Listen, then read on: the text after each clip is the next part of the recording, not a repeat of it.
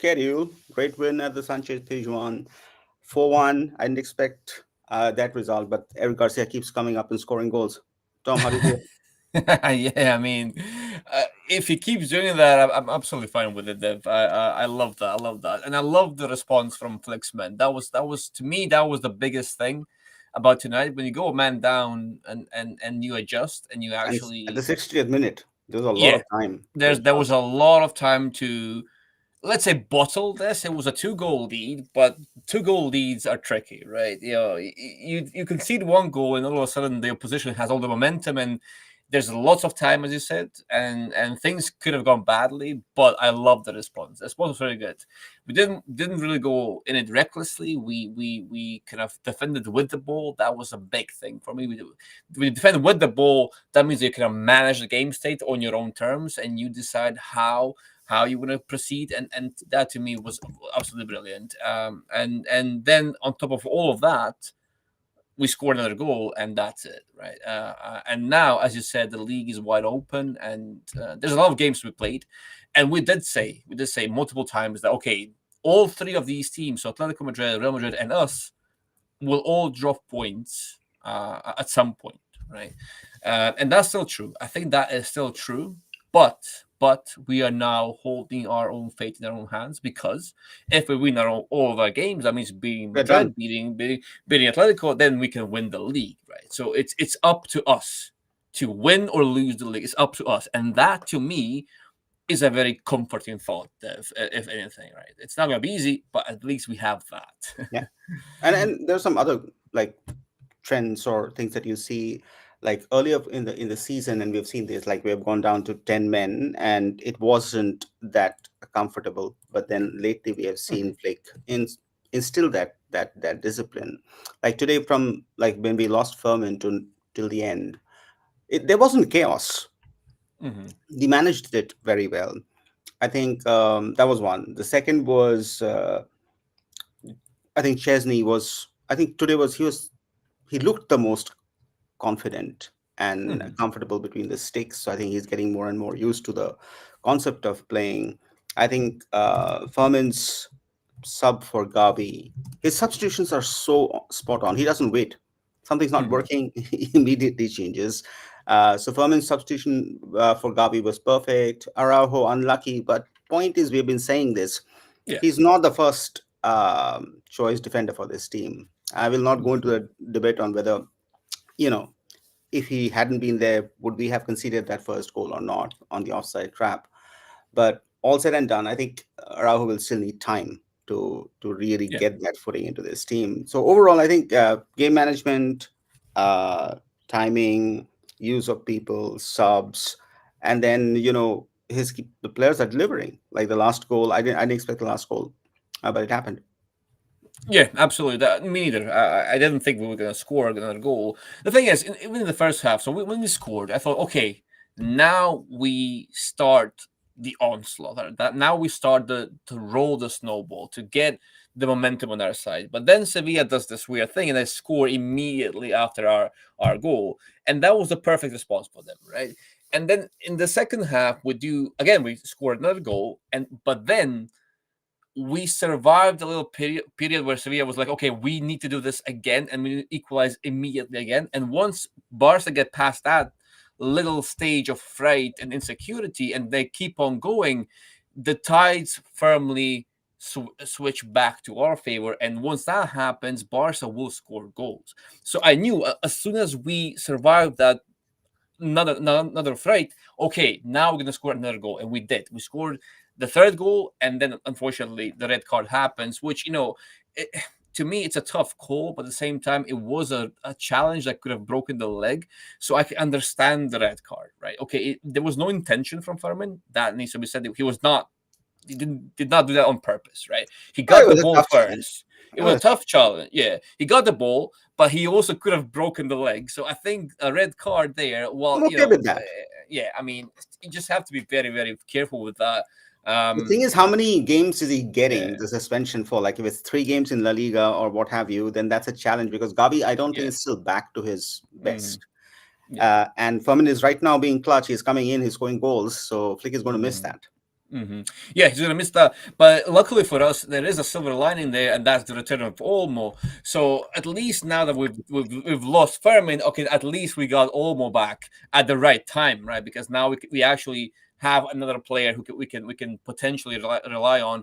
We don't know for how long because Olmo is made of glass at the moment, so we don't know how long he's gonna last. But at least now, while Fermin is still out, and we'll see for how long, as you said, we at least have Olmo for a little while, and we can use him in whatever way Flick wants to. As a starter, probably not. I will see about that. But Gavi, yeah, Gavi was shaky today, and he didn't really click with the setup. And then Fermin comes in, and it made sense. It made sense to put Fermin in this kind of a game because we had a lot of great distribution from especially from Pedri because we were really good at accessing Pedri just outside the Sevilla structure, the Sevilla block, and he was picking those floated passes over the top, finding Lamine, finding runners in the box, but we didn't have that many players inside the area with those instincts. And Fermin is a player that can give you that, right? So if you have the distribution, if you have the creativity sorted, then Fermin can do the rest inside the box, even outside the box sometimes. So I think it was a good decision by Flick to put Fermin in. And as you said, Dev, it was the good timing as well. When Flick sees something's not working, he's immediately he's all right, Gavi, He you're does not out. wait. He just No, straight goes he for the doesn't sub. win. Last game was Araujo, you're out. Who else was it? Casa, you're out. Now it was Gavi, Gavi, off you go, lad. It was, and I like that. I mean, if something that's it's not working, you don't have to wait until the 70th minute to make changes. That's Absolutely. yeah, that's a Yeah. The dumb. other thing that I think P3 Masi is saying here, and I feel the same thing, but I would like to know what if I I did feel that he took off the high line, like it wasn't Mhm. that like 50 meters up front when the red came in and he adjusted. Yeah. And I think that's is clearly showing that he's adjusting, and we have done this analysis on We his have, how he yeah. positions his high line now. Hmm. Earlier it was Hmm. very rigid. He still plays the high line, but he now compensates with what is the distance at which he's going to put that? Like, is it 35? Is it 43? Is it 55? So yeah, good point out there. Yeah, yeah, absolutely. And this has been happening throughout the season, actually. You don't really notice it sometimes when you just watch the game. And then when you look at the data, which Def does after games, you can clearly see the little adjustments that happen throughout the game, not just after a big event like a red card or a goal or something like that. It happens depending on the game state, right? Sometimes it's not as drastic. Sometimes it's a meter here, a meter there, but it's relevant still, right? So I think it is a good point by P3 Masia. And yes, it does happen, especially tonight when you are man down, you have to adjust. But the biggest adjustment for me was the way we attacked, the way we kept the ball, right? Because Flick knew if Yeah, I he go defended gang with the ball, but 10 people, exactly, it's yeah, if I go gang ho and pump the ball forward immediately, the ball will come back as quickly as it went back up, right? So he knew I'll slow down the game. I'll let Sevilla chase us, chase the ball. We'll have the ball. We'll play around them as much as we can. We'll still try and progress and try and attack, which in the end results in a goal. But we defended with the ball, and I love that. I love that we could it was manage the game absolutely state so great. well. And then Yeah. it just makes sense why Ernesto Valverde wanted Inigo Martinez in Barcelona all those years ago. He tried for Mhm. like 2 seasons to get Inigo as the defender, but then Piqué was there, everybody was there. It didn't happen. So Mhm. late now, better late than never. But yeah, uh, absolutely. The fact, I mean, it's hard to say this, but the fact that Araujo had to go off, and that's unfortunate. Yeah. Yeah. But that did help the game and the team. Garcia, Ubarsi, I think Yeah. they're just much more fitted to the way Hansi Flick wants to play. And Inigo has been great throughout this season. Like, he's been the leader of that line. So yeah, it's been good. So let's take some questions here. Let's go. Let's go. Let's see Let's what are you see what guys? people are talking about. Okay, never seen 10-man Barca so complete in my life. Yeah, I won't say never, but yeah, it's hard. It's in recent times, Barca have a habit of disintegrating if they don't have all the people, and more than that, it becomes chaotic. I think we have Mm, played with 10 people, but we get very chaotic. We don't defend with the ball. There's a lot of chaos. There's a lot of hoofs, balls being hoofed forward, or somehow just managing. This wasn't the case. seemed like we were in control. It seemed like, okay, Mhm. it's fine, one person is not there with us, but we are playing as a team. So that definitely has changed, and that definitely is due to Flick, for sure. Yeah, yeah, I agree. And the subs were also good because this time he kept both Raphinha and Lamine on the pitch. And when you are a man down and you have to rely on those people, right? I know that we want Lamine rested, and I want Lamine rested as well. It's a fair point to everyone who's saying that. But at the same time, you need profiles like him on the pitch when you're a man down and you're expecting the opposition to pin you down and to be the aggressor more often than was the case before the red card. So I think in this regard we did everything right almost. Yeah. So yeah, very You and I complete. have discussed about this, Dom. Can Fermin Mhm, be Flick's Muller? Can he be the Raumdeuter? mhm. We have. Can he be the exact role? Probably no, but Fermin does bring that X factor that Muller has, and he can be all over the pitch. But Dom, let's hear your thoughts, and then I'll come with mine. He can be impactful as we saw tonight, and he will give you that. He will give you the runs. He will give you the box instincts. He will give you the ball striking. All of that all those are traits of a very useful squad player. Now, how does he elevate himself to a player that's not a squad player? It's just about the situations that he plays in. If he can play in any situation, then absolutely. But at the moment, I still don't think that he is that player. I still don't think that he's a player for any game state, right? I think there's a certain type of game that fits Fermin, where when you have distribution sorted, when you have the space that he can actually exploit, absolutely, Fermin will do damage. He will just because of the trait that he has this threat generation that's almost guaranteed when some of the factors are aligned with his profile, right? However, I just don't see him as a full-on starter all the time because he doesn't fit every game state. That's the only thing that I have to say here. Now, his quality, obviously, we both like him. I like him as well. I'm not saying that I don't like him. I just feel like for a starter material, I'm not yet convinced. However, his quality and what he can bring on to this Barca is undeniable. You just have to say that he has that something. Now, Miller, he's a player for every game state, right? He's or he was rather. So I don't think the comparison in profiles, maybe you can see some shades of that, but not. See, Miller was a big charisma as well. He was a big, Charisma, I would say charisma yeah, and leadership. That yeah, Bayern team revolved around him. He was the exactly, face. yeah. He Hmm. was the person. He Hmm. Hmm. embodied that spirit. And Yeah. to your point, like I think you're absolutely right. There are certain games in which Furman fits like a glove, and then there are Yeah. certain games he doesn't. Muller fit Hmm. every game like a glove when he was at his Yeah. prime. So, Yeah. can Furman be like him? Maybe, maybe, but I still don't think they're exactly the same kind of people, right? Furman Yeah. can be a great offensive midfielder for sure, score a bunch of goals, be very active, be very useful for the team. But would he Hmm. be a Muller? Mm, as of this moment, I would still hold my reservation on that. Yeah. It's a tough comparison because not many players can be Miller anyway. So that's not a shade on Fermin whatsoever. But yeah, here Let's we talk are. about Garcia Pimienta. Yes, Pimienta is known for to be a coach who keeps a high line, who likes playing, and we saw that with Las Palmas. But he has been defeated by us quite a few times, and by heavy margins. So I would not begrudge him to put it a low block, because that's one of the only ways you can contain this Barca side Hmm. when they're on song. So I don't think there's anything wrong in it. There's no point in saying that, okay, we came to play football and then we conceded 7 goals or whatever. So I think he did the right thing, what he thought was necessary for his team. And to be honest, the first half was pretty good from Hmm. Sevilla. We weren't that comfortable. It wasn't a great half from us. It changed after the second half, and when the goal happened from Furman, the balance was restored. Uh, but I would say he's also learning, and I think there's anything wrong in that from that perspective. Just because he has always played that way doesn't mean he has always got to play that way in the future.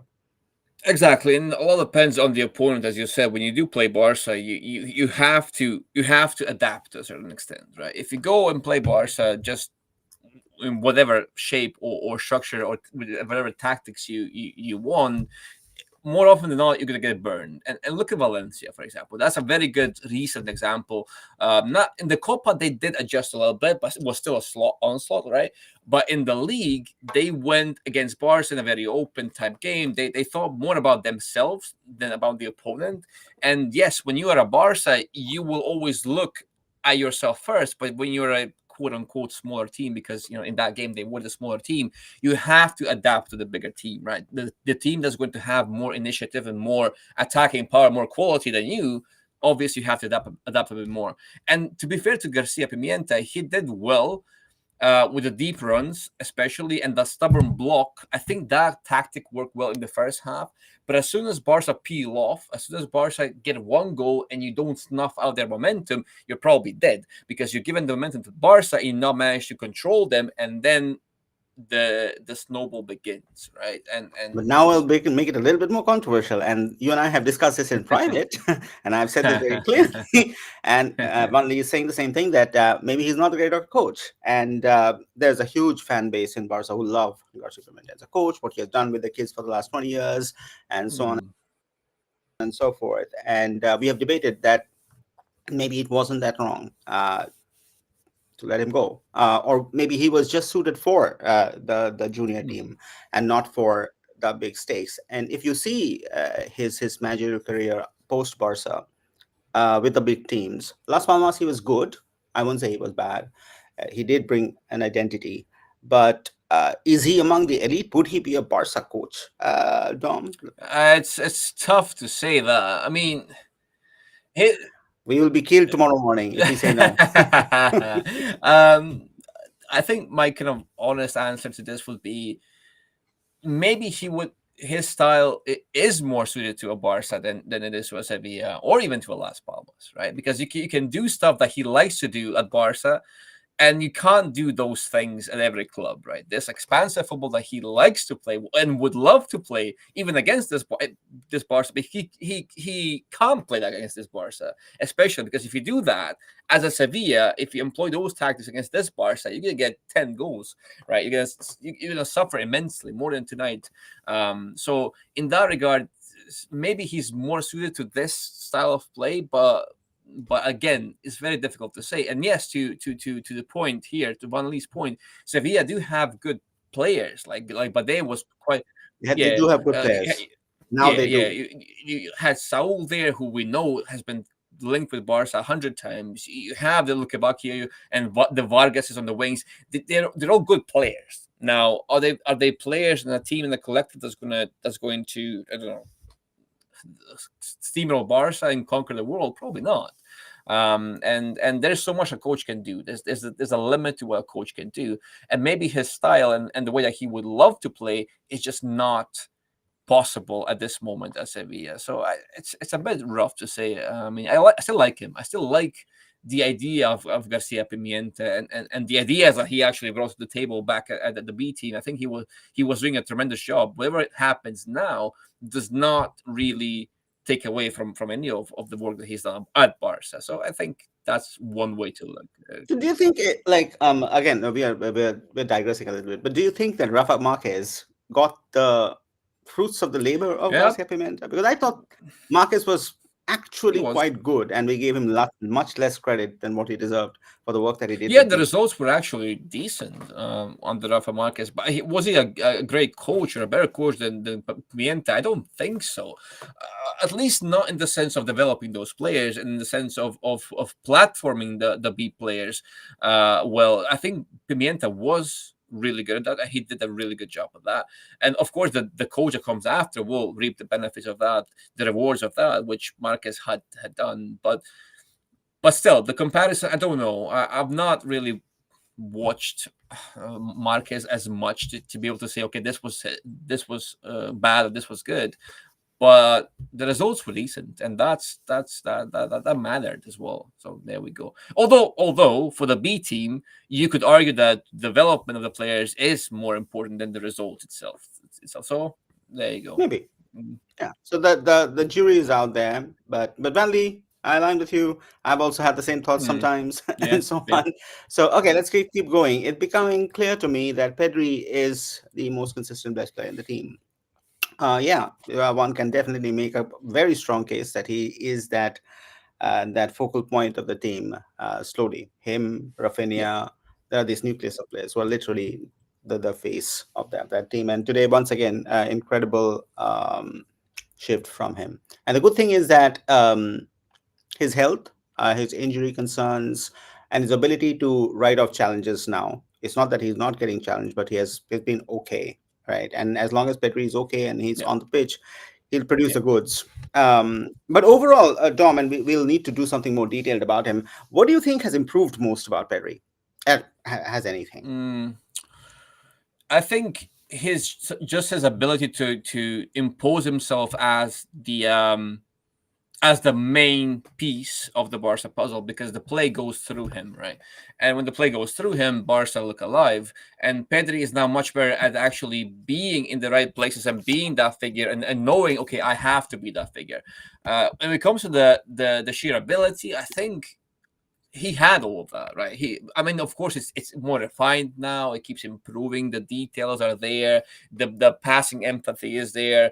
The creativity is up a notch. Just the way that he uses his body as well. All of that is improving, but all of that was already there, right? But now he's Barcelona's heartbeat, I think, and he knows it, and he's playing that way. So he's gonna be the one that's gonna dictate the game state. He's gonna be the one that says, "Okay, now we stop, now we go back, now we slow down, now we speed up," and he's aware of that. I think he is fully aware of that. He has to do that. Not always. It doesn't always have to force, quote unquote, his players into that. But when the team doesn't know what to do, Pedri knows what to do, and I think that aspect of his profile has kind of subconsciously developed, or is still developing, because he's still young. He's still, be something more. But at this moment, I think we are talking about the best midfielder on the planet. I would say so. His defense family, I think he was always a good defender, to be fair. The only thing that had to happen with Pedri was just localize his defensive area, and that's it. Don't force him to run up and down the pitch, and he will be a good defender. If you put Pedri in a smaller zone, he's very, very smart, and his tackles and the way he uses his body, all of that is very good as well. So yes, he's an excellent defender. Just needs to be a small space defender as opposed to a big space. I mean, no player wants to be a big space defender. Let's put it that way. However, with Pedri, it's even more pronounced because he doesn't have the physicality. He's a good athlete, but he's not a physical monster, right? Like an Araujo or someone like that. So he's gonna suffer more in those open spaces, or obviously, than someone with more physicality or something. So there you have it. I think that's kind of the Pedri defender uh, conclusion. Yeah, I think also his. I think the one thing that he's probably this season I've seen him do far more than others is his defensive Hmm. shift. It's insane how much work he puts on defensively, and also his ability to um, Hmm. intercept. He has like intercepted so many balls. His ability to go into duels and win that duel, even though he's like this thin. Um, he was always doing that probably last season, but it was not that evident in this Flick system. It's very evident in that role that he Yeah. plays. He's involved not just in the attack and the build-up, but he plays such a big role in the interception and the press when that comes through, and the work that he puts defensively. That's been something very. I'm not saying that he wasn't doing that, but I'm just saying it's very evident now in his day's game, and that helps the team to a large Hmm. extent. Keeping on that topic, Dom, there was this time just before Christmas that we lost a lot of Yeah. games, Yeah. right? And the fact was that we weren't finishing the chances, and even though we were playing good in some games, we lost them, right? Before that, we were obviously scoring 7 goals a game. And now again, we are back to the 7 goals a game. But today, also, if you look into it, according to SofaScore, if you look at I think the XG was about 1.93, and we scored four Hmm. goals, which is literally went double than what the XG was. And now XG can be debated and all of that. But the fact is that we're scoring. We're scoring boatloads of goals, and that's great when it comes off. But most of the time we have scored more goals than was expected of Hmm. us, right? What happens if there's another phase in the season in the run, and that this in the business end of the season? That time it didn't really matter, but in the business end of the season, if this happens again, do you think there's a concern there based on what you are seeing that we are winning a lot of games and we are very happy winning them. But the fact is that we are winning them um, with goals that were not really expected. Like today, we had three big chances, four goals scored. XG half. The last 5 6 games have been like that. Just like things have just come off. Do you think we can sustain this run till the end of the season? I don't think we'll be scoring 5 goals every game, but there's one thing that I said a while back, and that was good football always outlasts a finishing slump, right? And what I mean by this is you have to look at the context of those goals, right? How are the goals scored? Are the goals scored in a very shaky, inconsistent, very unsustainable way? Or are the goals a byproduct of good football or relentless attacks, good combinations, repeatable actions, and so on and so forth? And I think in there, that's your answer, Dev. I think if the goals, if our play is generally of the high level and we keep doing what we're doing, the goals will come. So I think that's the only way I can explain it, because It's a good yeah. answer. It's a really good answer, So honestly. yeah, Good so I one. think that is the only way to because the finishing slump will always happen, right? But that's why we say that if you keep up the performances, the results will eventually come, right? If Take yeah, care of exactly. So themselves. but if you keep winning by flukes, that's not a sustainable way to go. But Barca's goals are sometimes quite incredible. They're sometimes border on the impossible. Even I would say, like some of the Raphinha goals have been absolutely insane. And tonight's goal, even from Raphinha, that was a weak foot shot after a Yeah. dribble from a very central crowded area. Well, it wasn't that well marked, but still, he had to dribble for past one player and then shoot with his weak foot. I think out of 10 shots like that, he maybe scores two, or one, or just the one. Yeah, maybe or just that one. So maybe that kind of a goal is not as repeatable. Yeah, it's insane. Like Rafinha's season is just like I don't know. It's better than a Mm. movie. It's better than a movie. I don't think Hmm. he anywhere expected his output to be like this, or anybody in Europe expected his output to be like this. He's now better than Yeah, Haaland, anybody in output. It's like yeah, yeah. crazy. And if he continues like this, there will be shouts for his Ballon d'Or by the end of the season, especially if Barca wins silverware. So we don't know that, but may he continue because it'll be fun. And he's been an absolute amazing part of the team. I like him so much. Like he's just a likable person, in the Hmm. team. It just brings so much positivity and all of that stuff. So it's good. All right, what do you think about Garcia's form? Do you think his loan spell helped? Loans have been discussed a lot, and that's why I picked up this Hmm. point. Yes, loan spell definitely helped, but I do think Flick's ability to use him in the right Hmm. way has been insane. Garcia has been here for a while. This is not the first year. He's been there for a while. I don't think any coach has used him this well or set up the defense in a way where his abilities stand Hmm. out. Garcia is never going to be that physical monster, or aerial monster, but he's an intelligent player. He understands, he can read, he can keep pinging those passes. He's very good in that way. But for that, you need a coach and a team who plays Hmm. that way. And Flick is the first person who has actually done that. So I doubt if it was Xavi, if it was, and no shade on Xavi, it was just a different way of Hmm. playing. We would see this what we are seeing from Garcia, because for years this fan base has been frustrated by him that he can't play and he shouldn't be our defender and he should be sold or whatever. A lot of people have said that. It's only now that people are enjoying, and it's not just.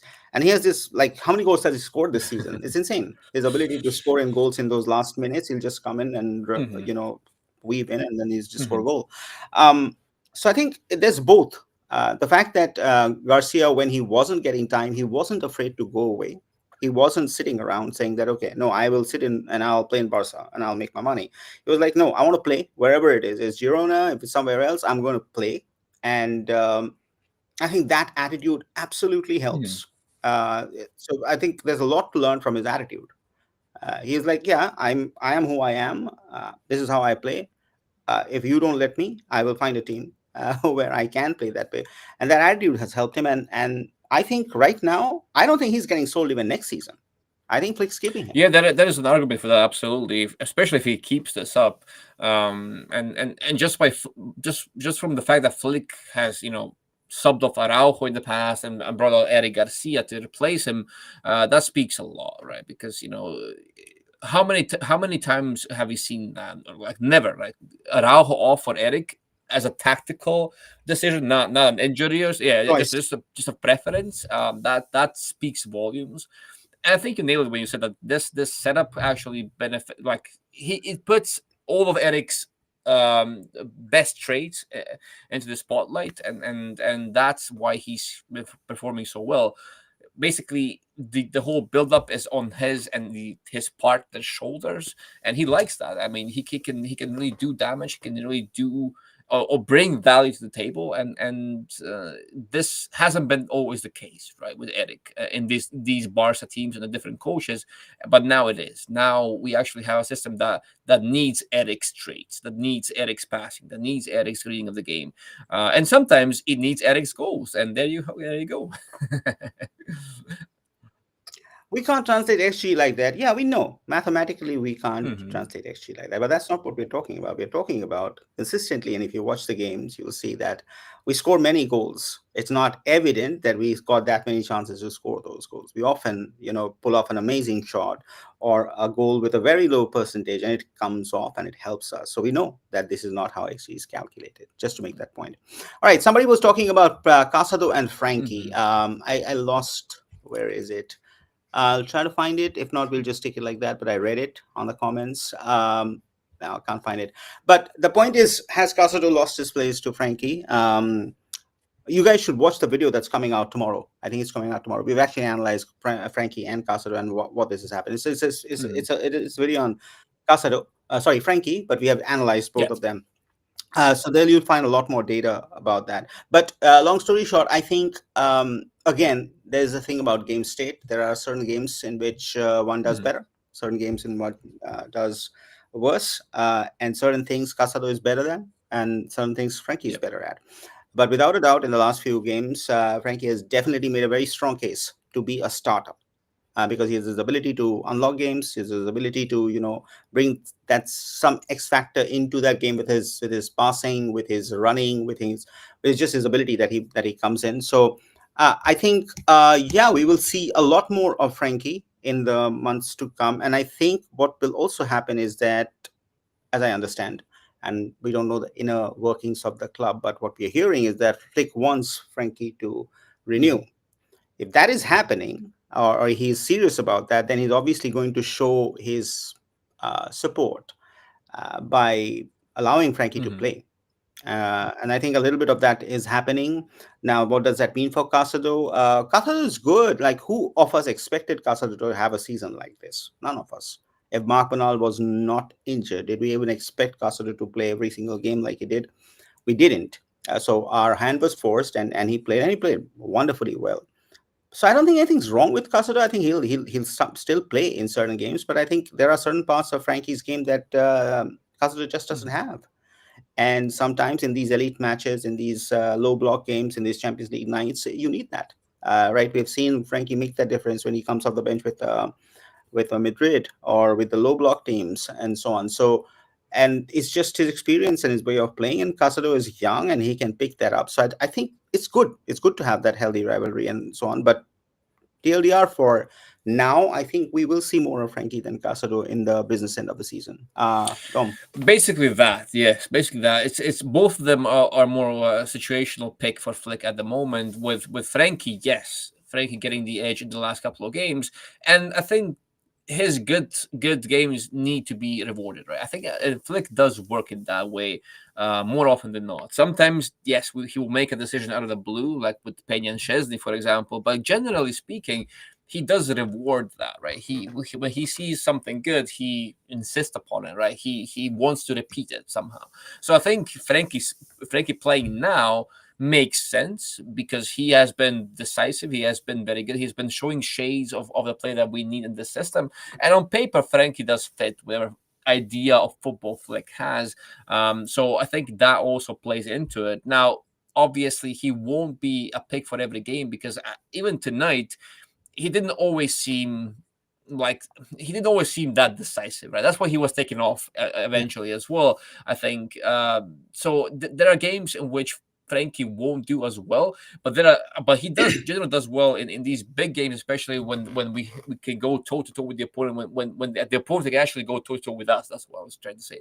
So when you wrestling control with a team that's maybe equal to you're equal in quality, then in those cases maybe Frankie can be that one aspect that will put the ties in your favor a bit more. So I think in that regard, Frankie is a player that we can still count on. And regardless, this good run of form and him just playing well is great for us. Not just for us now, but also if you're in the camp of people who want Frankie gone, it's still good because he's Yeah, it is yeah, excellent. It's because excellent. you're actually promoting him. You're like, oh look, here's a Frankie. He's playing well. Go buy him, right? So it's a win-win for everyone. So there you go. I mean, Yeah. All right. Can you speak about Flick's in-game adjustments? That's a long one, but we'll talk about the few that we noticed, and I'll start with what I've seen.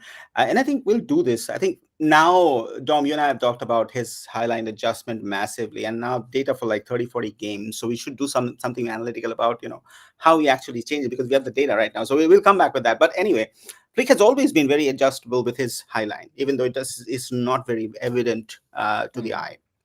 Right, we always feel that it's right up there, and it is, but he always adjusted. He adjusted in the two classicals. He adjusted with the Bayern game. A lot of games he actually yeah, adjusts. The other problems that he had was getting the subs to function and fire. It took him a long time, and it's only after the break that we are seeing that the subs, whenever they're coming on, they're actually having very meaningful impact. And for a long time, Barca has been a team where you cannot depend on the subs at all. They're just there, right? And Xavi suffers massively through this. He never could count upon a sub who could come and change the game, right? Now, whether that was also, a fault on Xavi or not, that's something that we will not go there. But the point is, um, he has somehow managed to make this sub very effective, be it Ferran, be it Garcia, be it I would say almost so, because mostly he comes in as a sub. So that somehow he has managed that, and that massively helps, because when a game is locked, or they're tired, or you have an injury, you need people who can come and produce that output. And right now, that's happening. So that's a huge shift. Low block, I still think he needs time to to really unlock that La Liga low block that happens, to be entirely honest. I think he still needs a little bit of time, but he's definitely become much better in terms of being proactive about it, and understanding how to impact those games. Red cards or situations where Barca goes down. Remember how we played Monaco versus today? Huge change. And that happens from coaching, right? That happens from him understanding, putting the systems up, and so on and so forth. So, another one. Fourth, I think his ability to mix and match players, because right now, if you first of all, the defense for sure, right? And I think, and the role that Eric Garcia is playing right now, so that's something. Again, the overall philosophy that Barca play with. There's, I think, win or lose, people love watching Barca play football again. Lot of people, and that is insane. Because I mean, this is a game after all, and if people love watching you, they'll come buy the tickets and they'll watch you, and that's how the brand, the mhm. club, the people get talked about. So I think there's so many things that League has improved, but I think there are a couple of things more, in the sense the low block. I think there's more that can be done, and and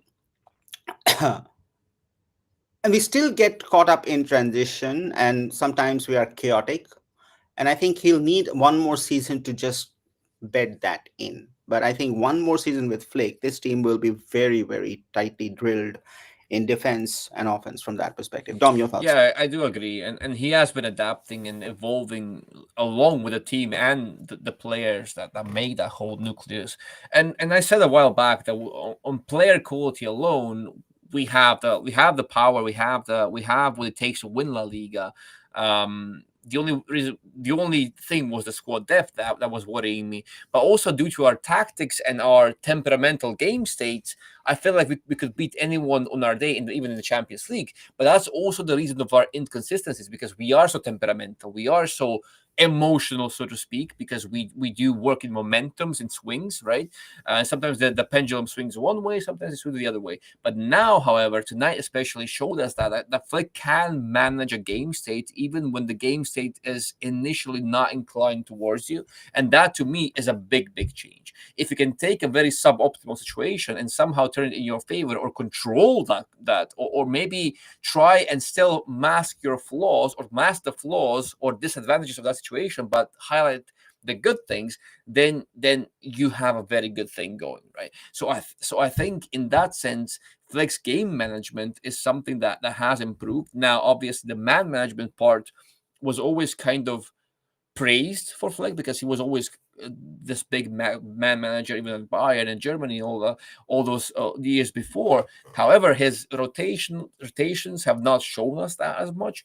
But on the other hand, his subs, in-game subs, do give you hints of that reading of the game and knowing when to do what to fix things. So there are good things, there are bad things, but also the evolution and improvement is there. So I think that's the most important part, and it might prove crucial as we go into the crunch time and the most difficult and most important part of the season. Well, let's talk about Rafinha and also transfers that will come through. Obviously, what Bandy says is true. True, like more and more goals, Rafinha Yeah, is playing through the central channels, but that's also because how Flick yeah. plays. Flick plays through the central channels. But that said, and we were talking about this, Dom. Like Lever goes. Is it Ferran who replaces him as the central nine? Can Rafinha? No, Rafinha can't be a nine. He can be a 10 probably. Then do we get a touchline winger? How does this attack evolve, Dom? As you think about it, like Lever will go sooner or later. How does this I evolve? think you need a player to replace Lewandowski. I don't think. Look, I mean, we done a video on Ferran as well, and we do love Ferran in general, and we have been very positive around Ferran Torres. Now, is he a 30 plus goals a season striker? Maybe not. Probably not. Probably, I don't see him.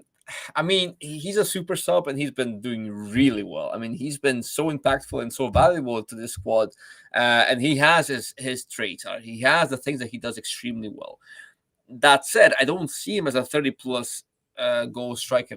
A season. That's a ridiculous number. It's a very big number, and not many players can do that. So it's not really a shade on him, but he's not exactly the Lewandowski replacement that Barca would want.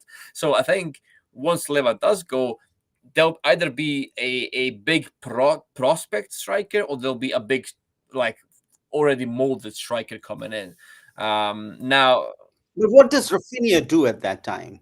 what time? So when Leva Let's say we got a lever replacement. Does Rafinha continue as a winger, or do we actually need a winger to create those wide threats? he will continue as such. I mean, Lewandowski is a pure goal scorer, right? So you have a dynamic with a balance of creator, goal scorer, and then runner, right? That's the three things that you have at the moment. It's very well balanced overall. So there's enough, because Rafinha is creative in his own way, but he also can score goals and does score goals, obviously. So you do have two players around a very central sharpshooter, right? That's the formula at the moment. So I Probably. think Rafinha can stay as the left winger if we get a Lewandowski replacement. Now, not necessarily like for like, but it can be a player who. Oh, It was hard to get oh, it somebody would like be hard. him. It would be very Very hard. hard. The market is just not there. Very Okay. hard. Even at his age, what he's doing is Yeah. insane. It's really, we have taken it for granted Mhm. because he plays for us. But what he has done for Barca in the last 2 years or Yeah. 3 years, at the twilight of his career, um, at Yeah. unbelievable the Yeah. output. You've got to give him all the credit, and I hope Barca wins something because he deserves one trophy, one big Hmm. trophy. Lewandowski Hmm. does, absolutely does, for the whole Yeah. career that he has had. Um, okay, what if you win the league and like 1992? Well, 1992 was like that. 2014 was also very much like that, very close to like that. So yeah, the only thing that I would say is that that'll be amazing. One, it keeps the interest. We keep watching the games, we comment, we fight, we disagree on X, whatever. That's fun, the banter, right? So that's one part. The second is, I think after Cristiano, Messi, so many players left La Liga. La Liga had lost kind of its a little bit of its appeal. had become a little bit jaded, dragged. But if you see this year, if you see like not just us, like look at us, look at what Ernesto Valverde is doing with Athletic. They're outstanding. What a season Athletic is having, very quietly, with all the restrictions that they have, with all the budget and so on. So, but look at them. The games are interesting, and if we have a three-way title race, I mean that's good for the league, and that's good for attention. That's good for everything. So I hope it goes that way.